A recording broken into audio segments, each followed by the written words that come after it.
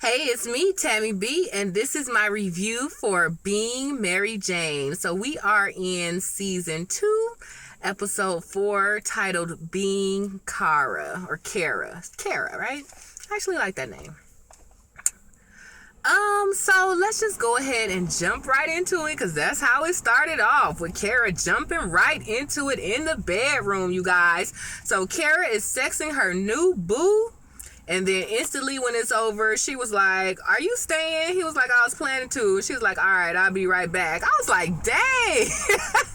She was still panting and just instantly went to work. And, I can definitely understand that, because sometimes you definitely have the urge to have sex or whatever, but you still have so much to do.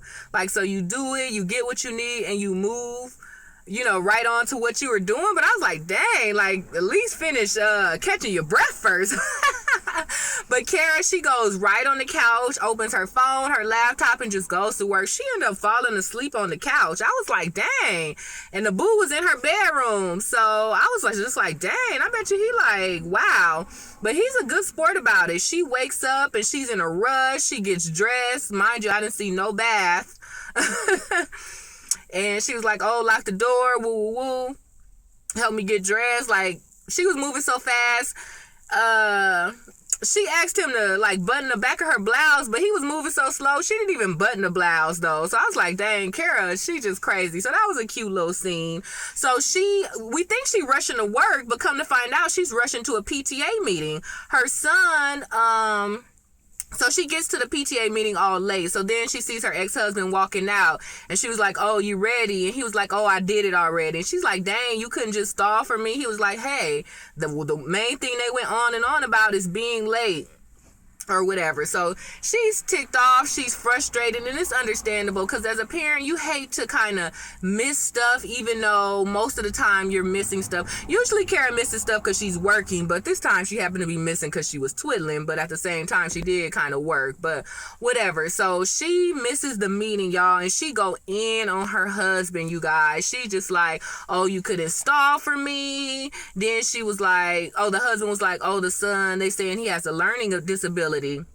And at first she was like, "What? He's 9. If the teacher would do his job, then maybe she shouldn't focus on diagnosing him. And I somewhat agree with that. I don't agree with the phrase "she should do her job," because I hate when parents blame teachers for not doing their job, because it's really hard to be a teacher. And yes, there are some teachers who are just in it for the check and they don't do it. But I know so many great teachers, and it comes a point where, hey, they do not, it's not that they're doing their job. Sometimes the kids does need stuff. So she went on about how much is it gonna cost for this little disability test, because I'm already paying your rent, my parents, this and that. So she kind of go in, and it's somewhat understandable. Now, I will say it does seem like the first thing is diagnosing the kid, which I really do hate. But you know what? I have a friend or a couple friends who are being doctors now, and they were so surprised that most of their coursework, or not necessarily most of it, but instead of fixing a disease or illness,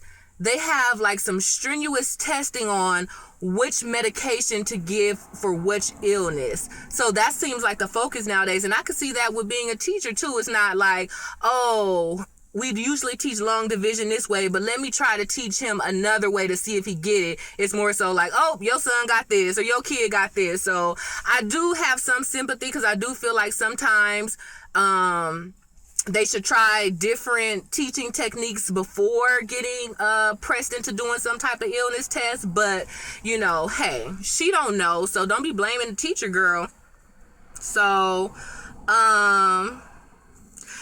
there's that. So in the meantime, Mary Jane is all in her seat getting ready to go on air, and she's looking good to me, but the boss is kind of like, "Oh, you need to change the lighting. I can see the scar, this and that." So although they fixing her and changing this and that, for some reason or the other, they decide to push Mary Jane being back on air further back. So when Kara gets to the office, Mary Jane pissed, like, "Where were you?" She was like, "Well, I already told you I had something to do with my kid. It's not always about you, so fall back." So at first Mary Jane was all pissed off, but then she was like, "All right, well, are you okay? What happened? Whatever. But Kara just like, "I'm fine. Like, whatever. So Kara says she's gonna try to figure out what's going on and why they want to push Mary Jane thing back. So Mary Jane kind of pissed that she getting pushed back. She goes home. She sees that she got a letter from her dead BFF, but she doesn't even open it, you guys. Instead, she picks up the phone, and guess who she called? Mr. Cuddy Buddy himself. So boom, now they all having sex on the counter. He looking good, she looking good, and it's a cool little sex scene, right? So that's that. So then Kara, she decided that she wanted to spend more time with the kids. Her solution to what happened earlier that morning, with her ex and the kids was like, okay, well, how about, the kids come stay with me some more. I'll try to leave work early, and maybe I'm better at math, so maybe I can teach them. So now we have the kids over at Kara's condo, you guys. It's kind of a mess. She sleep. The oldest son gets up, wants something to eat. The youngest son then peed in the bed. They fighting. It's just all over the place, you guys. The dog chewed Kara's shoe. She screamed at the dog, talking about she never wanted the dog in the first place. The little boy get offended, run away crying. So it's just a crazy scene, you guys. And I really, really liked it because it really showed a modern working woman being a parent. The oldest son ended up calling the dad, telling him everything. Like, oh, he peed in the bed. Oh, mom yelled at us. So the dad called Kara, like, what's going on? Are you sure you okay? Like, and she get mad at the kids, like, wow, y'all called y'all daddy on me? And that's so understandable, because just think about how it is with the reverse. Usually, if the mother is taking care of the kids and they send them off to their daddy house a little bit, the kids do call and be like, oh, this. So it does make the dad feel bad. Like, dang, like, you got to call and tell on me. So it was interesting to see it in the reverse. And it's not necessarily telling on you, but I don't know, you always call the parent that you're used to the most. And even though the kids may not be doing it to hurt the parents' feeling, I think it is hurtful for when it happens to the fathers, for them to call the mom and tell them something. And in this case, we see it was hurtful to Kara. Like, dang, we had a little hiccup, but you gonna call your dad? Like, fall back a little bit. So that was a pretty interesting scene. So Mary Jane goes to meet Cece in the park, y'all, to give her some money. Cece sitting on the little bench, and she started talking about how, she make a comment about the man has made black women feel more masculine. And you know what? The thing is, I understand a lot of what Cece's saying in her little monologues, but like Mary Jane say, like, come on, like, the last thing I need to hear is preaching from you. You're extorting money from me. Like, if you're gonna extort me. Don't be giving me your little why this and why that and racism and the man and all of this. So that's kind of funny. And Cece, I don't know, y'all. I kind of feel like torn by her calling this thing her blessing.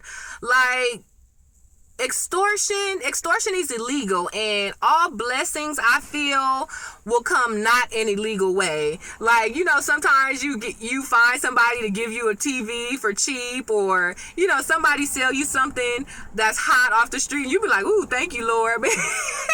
Really, there's no Lord in that, because I just personally feel like blessings are not illegal, and I feel like blessings are not at the expense of others. I feel like your blessings are for you, and when you're blessed, it's not it doesn't take away from somebody else. That's how I feel. But it is what it is, or whatever, right? So Cece is telling Mary Jane, like, don't be getting all attitude with me. Stop cussing and fussing and being so negative, and calm down. And she was like, oh, by the way, my condolences to your friend who passed away. And that pissed Mary Jane off. She was like, you don't have the right to talk about my friend. You don't know me. Like, there's no friendship here. There's no condolences here. Like, you got your money, so I'm out. And Cece was like, empathy is free. And she was like, yeah, that's probably the only thing free. So anyway, so Mary Jane walk off, y'all. So once again, Mary Jane and Cuddy Buddy, they back at Mary Jane's house and they having sex in the pool, y'all. And guess who walks in? Niecy. I'm like, what is the deal with Mary Jane having this bomb house and anybody could get in? I mean, Niecy used to live there, so maybe she know the code. Maybe she, I don't know. Whatever, but even Cuddy Buddy was like, dang, you ain't got no doorbell. So whatever, Mary Jane takes a break from dealing with Cuddy Buddy and go ahead and help Niecy with her resume. Niecy doesn't have that much experience, so Mary Jane just tell her like, hey, just say you worked in the newsroom and embellish a little bit and just make sure you look good. And then Niecy makes a comment, was like, okay, after I do all that and get a job, can I have somebody like him in my pool? Pointing towards Cuddy Buddy, and Mary Jane was like, you got to get a pool first. I thought that was kind of cute. So yeah, so that was that. So then we're back to Kara and John. So Kara goes back to her ex-husband John's house to start baking a snack for the kids, because Kara says that she always feel like she or the child gets judged for bringing bought snacks instead of homemade snacks. So she plans to make these bomb brownies. So they share a glass of wine, which I thought was nice, and they just kind of talk about parenting. The older son is outside smooching with a girl, and I was like, dang, like, the daddy just let you be all outside with a girl. The mama drive up, see you with a girl. Nobody tell you to come inside. I'm like, I guess. And even the son say something. He was like, dang, mom, you supporting me having a relationship? That's just my friend. But, you know, they probably know that he lying. And they don't say how old he is. So, hey, you know, it is common for, you know, little teenagers or whatever to have their little friends twiddling on the porch. So they talk about the son's like learning disability, and I forgot the name of it. It wasn't ADD, but it's something about being dyslexic, but for numbers instead of words. And Kara was just trying to make it seem like, oh, I'm like that, so maybe the son's like that. And the ex-husband is trying to find the good of it. He was like, hey, well, maybe he's not good in math, but maybe he's good in English. Like, you're good in English too, so like maybe that's what he's getting from you. Maybe he's more so on the word side of it than the math side. So like, don't like beat yourself up about it. But you know, Kara is just having a moment. So that was that. Back again with Cuddy Buddy. So Cuddy Buddy busts a nut real fast and Mary Jane get mad. But he was like, I don't know why you mad. You already came twice. Like, let me get mine. And once I heard that, I was like, dang, Mary Jane, like, why are you so mad? But hey, so whatever. Mary Jane kind of blows it off and she goes in the bathroom to freshen up. And then guess what she sees, y'all? She sees her birth control pills. Now, I don't know why she was so shocked by it. Was she shocked because, oh, dang, I forgot some pills and I could be pregnant by Cuddy Buddy? Or was it the fact that the birth control pills were prescribed by her deceased best friend, Lisa? So she kind of just have a little moment with that.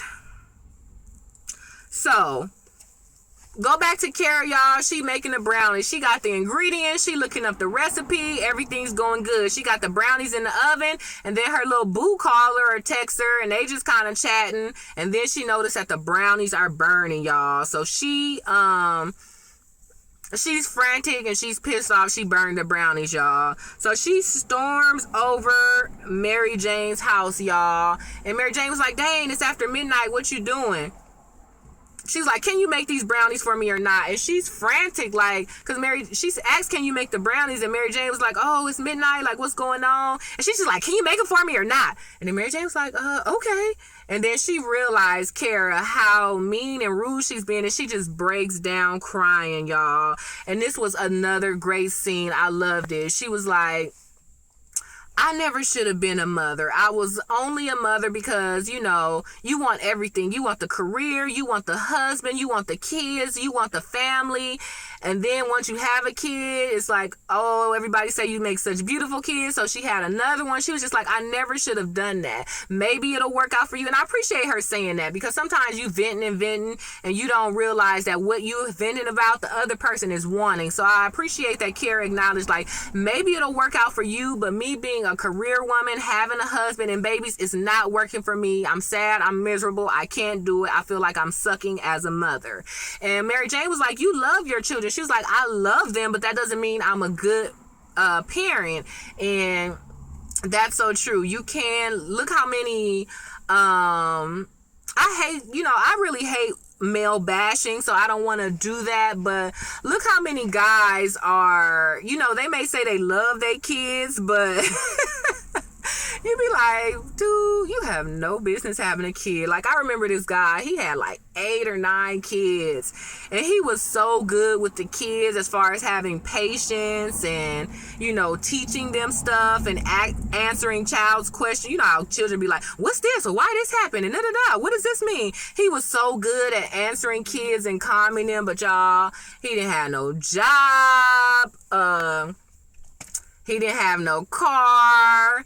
Not to say that you could be a good parent and not have a car, because we didn't used to have a car in the beginning, like when I was a kid, or not in the beginning, but there was times where we didn't have a car, but you know what I'm saying? So it's just, I absolutely agree with Kara that, just because you love a child doesn't mean that you should, that you are a good parent or that you even should be a parent. So this was just really good. Like I said, the episode was called Being Kara, and it just basically touched on, what a lot of career women deal with. Like, truth be told, you can't do everything. Like, one thing should always be first. If it's your career first, it's your career first. But if your children first, it's your children first. It's really hard to be 50-50 on that level. And it really just showed that in this episode. And another thing that I really liked earlier, when Kara was talking to her husband outside of the school, like, she missed the meeting and she just wanted to change everything. Like, okay, I missed the meeting. Well, how about this? How about the kids come back, move back with me? I changed my job and da-da-da-da. So it just goes to show, like, even though nowadays more and more fathers are single fathers, and a lot of role reversal is happening nowadays, or not even necessarily reversal, but more so equal on the child caring or the child rearing. It just goes to show being a mother is our natural instinct, and we feel so bad when we don't do a good job at it. I'm pretty sure fathers feel bad. Well, some of them, the good fathers probably really do feel bad when they aren't able to do what they should or could or want. But it was just so interesting to see how, as a mother, one thing go wrong, and instead of saying, oh, I'll make the next meeting, or oh, I'll show up next time, or oh, my bad, it's like we want to fix everything. We want to change it. We want to make sure it never happens again. We just want to rewrite the whole script. And the ex-husband had to like check her, like, yeah, I didn't even banged on you for not being together, but just calm down. You missed a meeting, one PTA meeting out of all 12 years of school we got to go. Just calm down. And she was like, no, I can't calm down. And she just cried about it and walk off. So this was really good. I hope I don't know what the viewership is as percentage of men and women, but I really wish a lot of men would probably see this just to see how it is on the other side. And then I also think it would be good for a lot of mothers who are in Kara's situation to kind of see it too, just so they'll know that, they're not alone. So, y'all, so Mary Jane, after Kara have her little crying thing, she like, go back to your kids that you left home alone, right? So Mary Jane makes the brownies. Y'all, why Cuddy Buddy come in the kitchen, I think he was naked, dip his finger in the brownies, eat it, and they move on. And I was just like, first of all, did you wash them little coochie fingers before you dip it in the kids' brownie? So I was like, and it just made me think, y'all, like, I was just thinking, like, dang, the kid is gonna have those brownies and dipped in with a finger dipped in from a man who probably ain't washed his hands after having sex. Like, how gross, right? But hey, we don't know what happened at these plants or factories from any brownies we eat, so I'm pretty sure it's common. And then, not to tell my little business, y'all, but it reminded me of back in the day, long time ago, long time ago. I had a little date with this guy who worked at a school, y'all.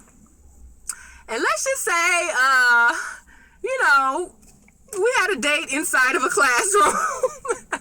And back then I'm young, I'm not thinking about it, but now that I'm an adult, now that I'm a step parent, it just reminds me, like, dang, like, if I had a date in the classroom, like, how would I feel if this was my child's desk, or if my child sat on this rug? Like, how gross, right? So that scene kind of reminded me of that. Like, dang, you just never know what happens at schools, or stuff that you bring to school. That's why my little sister's school, they stopped parents from bringing stuff. You know, usually you have potlucks, people just bring stuff, but my little sister, when she was in preschool, they had a rule, like, no homemade food, and now I see why.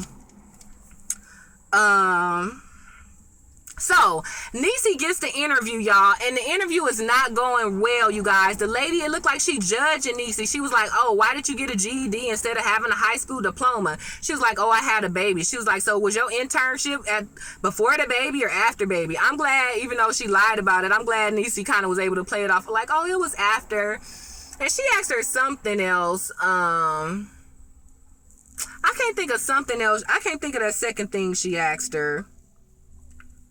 But Niecy was like, you don't have to worry about me having children. I have childcare, whatever. And the lady just seemed like she was kind of giving her a hard time. So Niecy was just like, look, do I got the job or not? And, you know, Niecy ended up getting the job. I'm just go ahead and skip to that part. But what I appreciate the fact that Niecy was able to stand up for herself and was like, look, you're judging me. You're not asking me about my job skills or nothing, that you asking me about all my failures or whatever. And the lady was like, look, you came in here late, so you lucky that I'm interviewing you in the first place, and I'm just asking questions. Niecy was like, look, you sell flat iron, so ask me something about flat iron. I've been flat ironing my hair forever. I know more about the product than you and probably your staff, so, you know, let me know if you want to hire me or not. And, you know, it ended up working out because Niecy ended up getting a job, but I don't want people to see this and think like, oh, next time I go in the interview, I'm gonna do that, because you can't really do that. At the end of the day, that person is the one holding the job. So even though sometimes I've had interviews that didn't go well, but you know, you smile through it, you answer the questions, and yeah, you can be firm and you can be not necessarily smart alecky, but you can kind of like, you know, let them know like, hey, you kind of blowing it as the interviewer, but you know, not necessarily be so, you know, I don't know what word to use because I don't want to be offensive, but I don't want to say sassy or aggressive about it. But so, you know, luckily she ended up getting a job. But to be honest, like, those are questions that people sometimes ask. Even though that lady was a little judgmental about it, you can't be surprised that sometimes people do ask you, like, why didn't you finish school or not? You know, so hey. That was that. But Niecy looked great. I liked her blouse. I liked her hair. So she really did do what Mary Jane say, like, make sure you go look into the part. Even though she told Mary Jane from jump, like, oh, me looking good is not a problem. So that was cute. So Mary Jane stalked Cece on Google, y'all. She could look at her bank account. I'm like, dang. She found out that she used all the money that she got from the little settlement and all the money that she's getting from Mary Jane to open a bookstore. So Mary Jane shows up at the bookstore. So she talking to some man, you know, about Sankofa and just, you know, the black man struggle, this and that. And Mary Jane walks up. And Mary Jane was like, so you extorted me for a bookstore? Like, for real?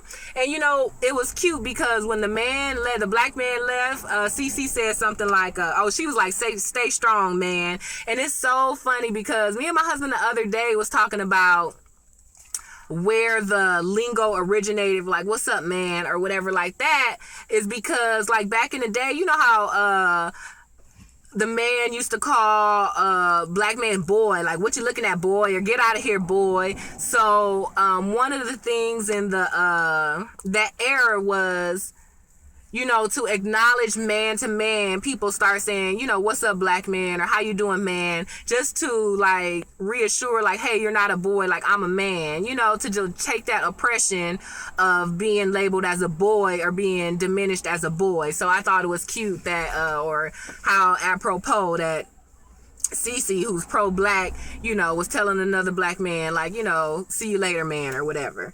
So Mary Jane was like, look, this extortion thing is over. And Cece politely declined. She was like, I think not. I know how they shading you down at your job, and all they need is this one little thing from me, and it'll be worse. So to me, it's unclear what the final solution is. Is she still gonna give Cece the money or not? But I'm just sorry, like, I just feel like Mary Jane is too smart for this. Like, even Cece told her, like, whatever dirt you done digged up on me is not enough as the dirt I got on you. But I just feel like the job, maybe Mary Jane don't know this, but the job already know that Mary Jane had alcohol in her system. Kara told her. And at the end of the day, I'm like, did Mary Jane not look at her own paperwork? It was below the limit. I know any limit of alcohol is bad, but I just don't see Mary Jane getting fired because she's not fired already. They already know she had a little bit of alcohol, so it seemed like they would have fired her already. So I'm like, do Mary Jane not know that they know this? Or even if they do fire, I think Mary Jane is so good and everybody know her worldwide, she could get another job, so I don't know. I mean, I guess, for the storyline they're doing this, but I'm like, Mary Jane, like, I just feel like you could do away with Cece real quick, or I don't know. But we'll see what happens, you guys. So, let's see. Kara, y'all. Kara tried to break up with her boo. All week, the boo been like, oh, my friends are in town. I want to meet them. And she was like, okay, but y'all, she got the stuff with the kids, the stuff with the job. She ended up not being able to meet her boo's friend. And she tell the boo, oh, I'm sorry. And by the way, I think we should break it off because it's not working. And the boo was like, no, like, number one, yeah, my friend don't think you exist. I've been going on about my little boo and you weren't able to show up. But no, he was like, I'm fine with how everything is. Like, let's keep doing it. Next thing you know, they all having hot, passionate sex in the car. And I was like, why was they in the car? But I guess, y'all. So even though she just had a hot, steamy sex session with her little boo, Kara goes back to the daddy house, the ex-husband house. Well, technically her house, and she bought it. I guess in the marriage she moved out. She tells the ex-husband, like, oh, I think I should move back in. That'll make me be more present with the kids, and I can sleep in the guest room, and it'll all be good, right? But the daddy is like, even though, like, I'm not feeling this idea, if that's what you want to do, I'm here for it. And what about your little boo? And she was like, oh, we broke up.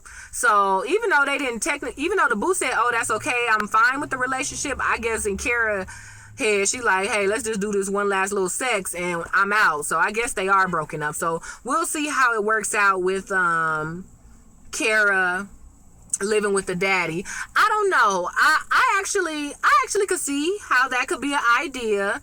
But, I know a couple people who parents did that. And he was just like, I did not like seeing that with my parents because it felt like they were roommates. There was no love. It just felt like, in their case, they probably just didn't have the money to move out. But he was like, it just made me never look at relationships the same. Like, I was a player for a little while just because of that. Because I felt like, hey, if my parents who were married to death do you part really wasn't really happy, I don't want that. And then, now that he's married, he's just like, it's my goal to make sure that my marriage never ends up like, oh, we stuck together, we just gonna sleep in separate rooms. So I don't know, it is a good sense so the kids can have good parents, but hey, children do see that, and that may not be the best thing after all. So we'll see how it works out for Kara. So y'all, Cuddy Buddy then broke his little penis, y'all. Well, Mary Jane broke Cuddy Buddy penis. He was like, hey, we done it so much, my penis is raw, like I can't even do it no more. So Mary Jane kind of helps him out with that. I don't know what she said, let her get a towel. I'm like, what is that gonna do? What do you put on a bruised, or what do you say, raw penis? Like, do you put Neosporin on it? I mean, I guess you could put Neosporin on it, on the shaft. So that's that, you guys. So you know, after that little penis broke conversation, that's when Niecy called about she got the job. You know, Mary Jane say they're gonna celebrate. She hangs up, and then she notices the letter from her friend Lisa. So she opens the envelope, and come to find out, Lisa was supposed to be speaking at one of her arrangement. You know, she had this little mission thing that she used to do with Africa. So I guess there's an event coming up that she was supposed to speak at. So we'll see what happened. I have a feeling that Mary Jane is probably gonna speak on her behalf or something like that. But anyway, just opening that and seeing that, it made Mary Jane break down. So she crying on the kitchen floor, y'all. Cuddy Buddy comes in and try to soothe her, but she like, nah, give me a second. So Mary Jane go takes a nap, come back outside, y'all. Cuddy Buddy chilling. And I was like, he been chilling a lot to be a Cuddy Buddy. Like, when Niecy walked in on them, like, instead of him leaving, he just twiddled by the pool while Mary Jane worked on the resume. And now that she had her little nervous breakdown about the letter, he just twiddling again by the pool, just waiting. I'm like, when you have the phrase Cuddy Buddy, I mean, everybody Cuddy Buddy is different, but in my head, hey, when we ain't doing it, you gotta leave. So whatever, but hey, it all worked out. It was really nice of him to try to soothe her while, you know, she was crying. And now that she's awake, he got a cigar and whiskey, and he was like, look, it's a lot of people who have bad days. My uncle was a funeral home director or something like that, and he was surrounded by death all the time. So every night he would smoke a cigar and drink some whiskey. So hey, smoke a cigar, drink some whiskey, and you'll be all right. So that was a kind of a cute scene. She said, you know, thank you for kind of like being there. So I was like, that's a cool little cute Cuddy Buddy. He all compassionate, and, you know, he be trying to oblige to all her emotional and physical needs. So I was like, go ahead, little Cuddy Buddy. So that was pretty much it. So that's the episode. So that was Mary Jane season 3. Episode 4, titled Being Cara. So, all right, you guys, you know what's up. Give me the thumbs up on this video. Go ahead and check me out on Twitter at TammyB_. All right, I will see you in the next review. Bye.